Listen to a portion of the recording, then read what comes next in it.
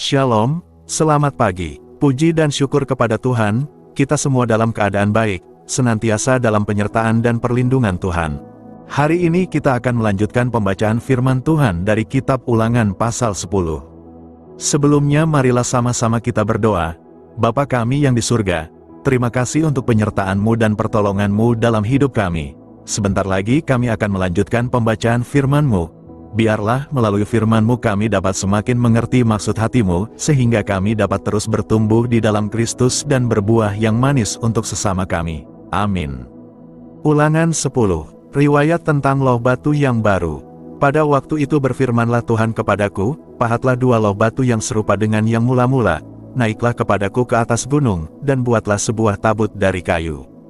Maka aku akan menuliskan pada loh itu firman-firman yang ada pada loh yang mula-mula yang telah kau pecahkan itu, kemudian letakkanlah kedua loh ke dalam tabut itu.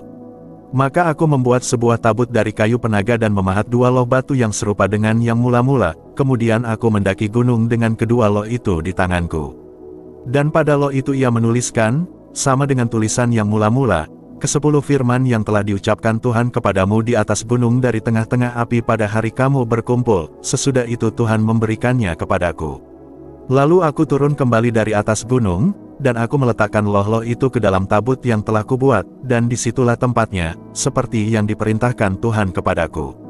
Maka orang Israel berangkat dari Birot Bene Yakan ke Mosera, di sanalah Harun mati dan dikuburkan, lalu Eleazar, anaknya, menjadi imam menggantikan dia.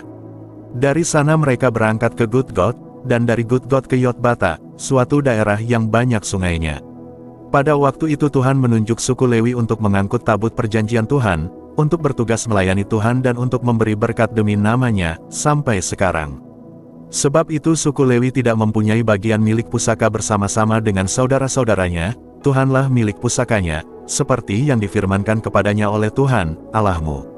Maka aku ini berdiri di atas gunung seperti yang pertama kali, 40 hari 40 malam lamanya, dan sekali ini pun Tuhan mendengarkan aku, Tuhan tidak mau memusnahkan engkau.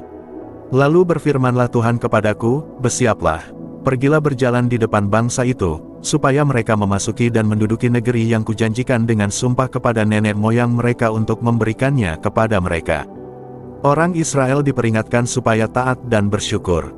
Maka sekarang, hai orang Israel, apakah yang dimintakan daripadamu oleh Tuhan, Allahmu, selain dari takut akan Tuhan, Allahmu, hidup menurut segala jalan yang ditunjukkannya, mengasihi Dia, beribadah kepada Tuhan, Allahmu, dengan segenap hatimu dan dengan segenap jiwamu.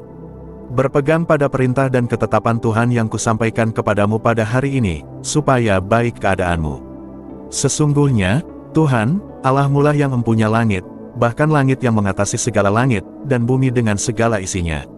Tetapi hanya oleh nenek moyangmulah hati Tuhan terpikat sehingga ia mengasihi mereka, dan keturunan merekalah, yakni kamu, yang dipilihnya dari segala bangsa, seperti sekarang ini.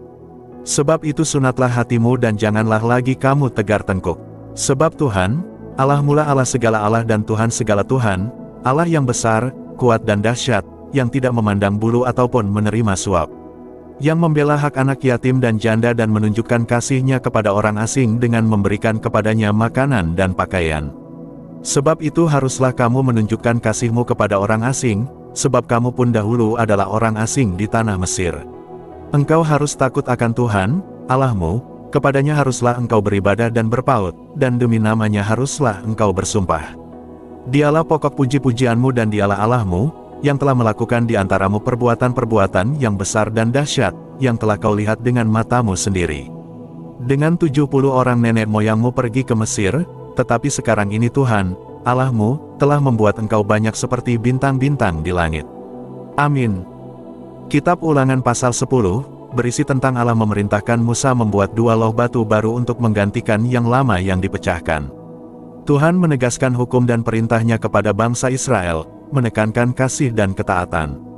Musa menekankan pengabdian sepenuh hati, keadilan terhadap sesama, serta pengakuan bahwa Tuhan mengasihi dan memberkati orang yang takut dan taat kepadanya. Makna-makna Kitab Ulangan pasal 10. 1. Pentingnya ketaatan pada perintah Tuhan. Perintah Allah harus diikuti dengan sungguh-sungguh, karena itulah jalan berkat. 2. Pengasihan dan keadilan Tuhan. Tuhan mengasihi dan memperhatikan orang yang lemah, yatim piatu, dan orang asing. 3. Ketaatan melibatkan hati, jiwa, dan kekuatan. Mengasihi Tuhan bukan sekadar formalitas, tetapi totalitas hidup.